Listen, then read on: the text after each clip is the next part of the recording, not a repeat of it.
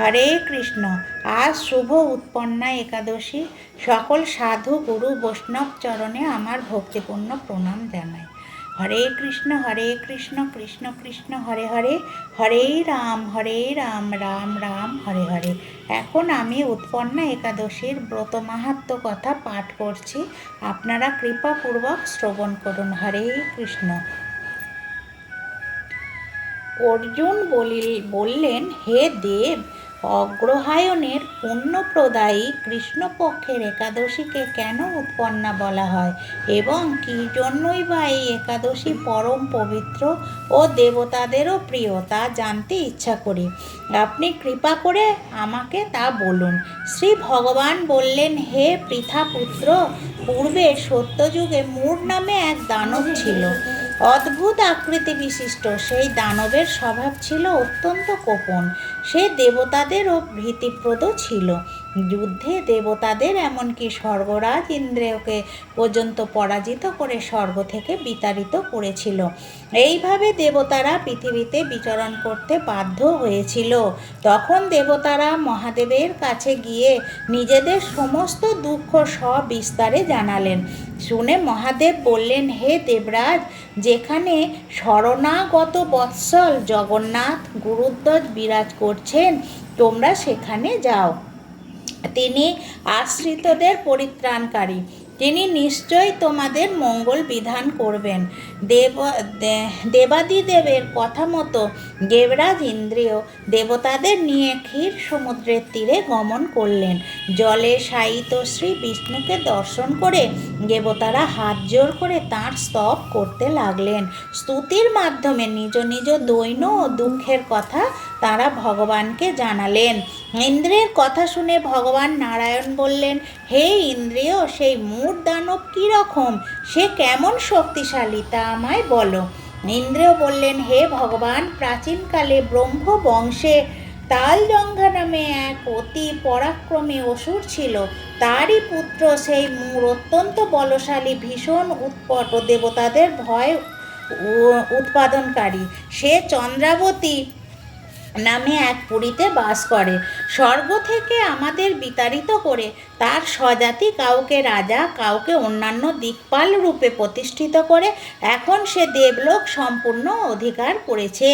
তার প্রবল প্রতাপে আজ আমরা পৃথিবীতে বিচরণ করছি।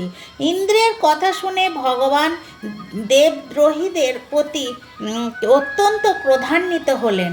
তিনি দেবতাদের সঙ্গে চন্দ্রাবতী পুরীতে গেলেন। সেই দৈত্যরা শ্রী নারায়ণকে দর্শন করে পুনঃ পুনঃ গর্জন করতে লাগলো। দেবতা ও অসুরের মধ্যে তুমুল যুদ্ধ শুরু হয়ে গেল। যুদ্ধে দেবতারা পরাজিত হয়ে এদিক ওদিক পালিয়ে গেল। তখন যুদ্ধক্ষেত্রে শ্রী নারায়ণকে একা দেখে সেই দানব তাকে দাঁড়াও দাঁড়াও বলতে লাগলো। শ্রী ভগবানও ক্রোধে গর্জন করে বললেন, রে দুরাচার দানব, আমার বাহুবল দেখো। এই বলে অসুর পক্ষীয় সমস্ত যোদ্ধাদের দিব্য বাণের আঘাতে নিহত করতে লাগলেন। তখন তারা প্রাণ ভয়ে নানা দিকে পালাতে লাগলো।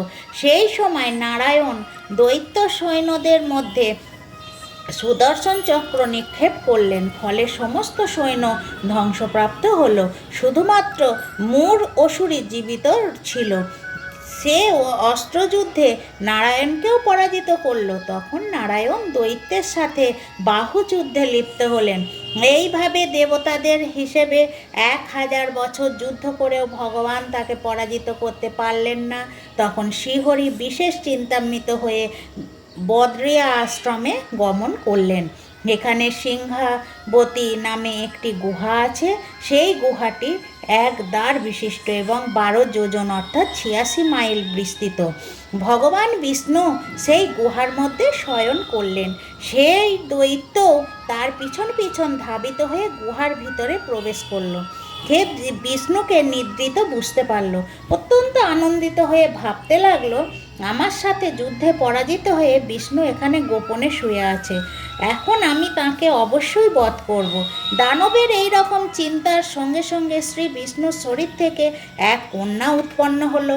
সেই কন্যাই উৎপন্না একাদশী।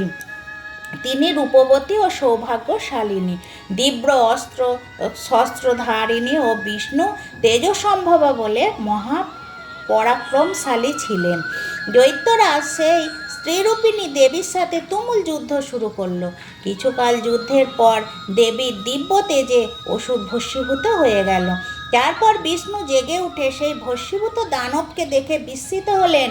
এক দিব্য কন্যাকে তার পাশে হাত জোর করে দাঁড়িয়ে থাকতে দেখলেন।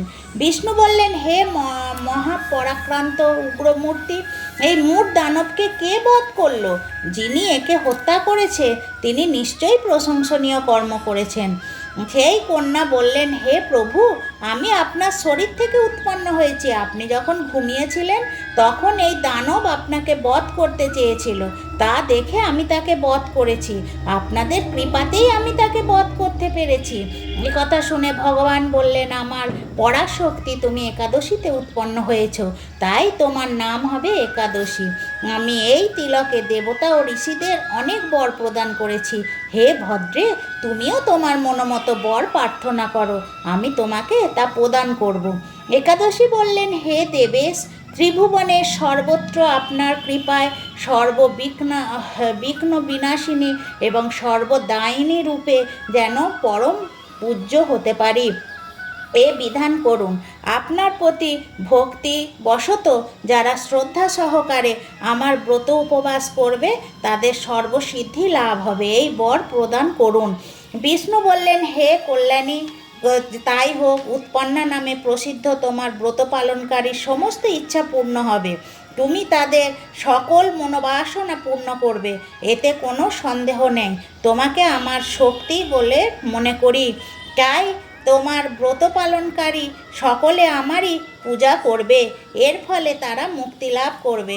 তুমি হরিপ্রিয়া নামে জগতে বিখ্যাত হবে। তুমি ব্রত পালনকারীর শত্রু বিনাশ, পরম গতি দান এবং সর্বসিদ্ধি প্রদান করতে সমর্থ হবে। ভগবান বিষ্ণু এইভাবে উৎপন্না একাদশীকে বরদান করে অন্তর্হিত হলেন। সমস্ত ব্রতকারী দিবারাত্রি ভক্তিপরায়ণ হয়ে এই উৎপন্না একাদশীর